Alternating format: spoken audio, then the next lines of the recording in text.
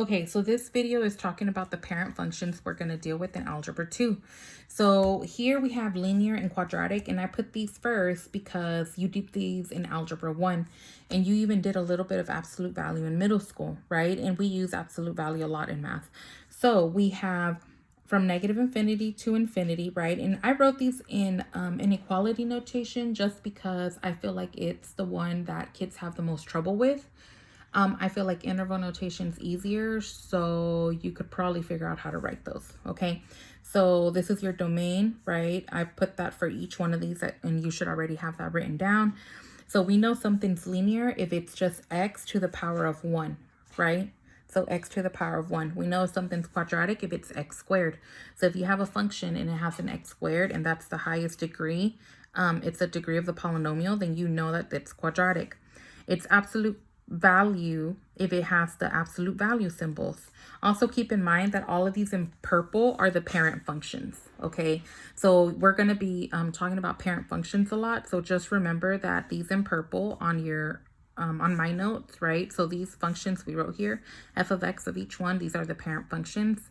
And I'm giving you the domain and range of the parent functions, okay? So the domain and range can change when you make transformations.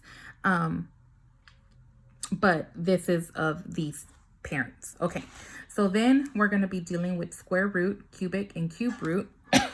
So square root, also notice that square root is also the, right? If I were to square root that, isn't that what it would look like? So that's just something I'm pointing out right now, but I'm gonna keep going.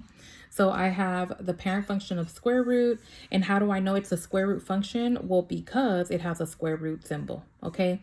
Cubic, how do I know it's cubic? Well, because it's going to be cubed, right? To the power of 3, we say cubed. So it's a cubic function because it's cubed. The x is cubed. Okay. Then we have cube root function. So why do you think it's going to be called cube root? Because we're going to have a cube root symbol. Okay. So, right, this one's square root. It's a square root symbol. This one's cube root. So it's a cube root symbol. And it has to have that little 3 on the inside, right? Because that's what's telling us we're cubing it, or we're cube rooting it. There we go. Yeah, cube rooting it. Okay.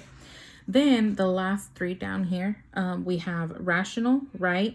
And rational basically means a fraction, right? Anything that can be written as a fraction. So 1 over x, and you can see the x is at the bottom. So any number can go here and it will be a fraction.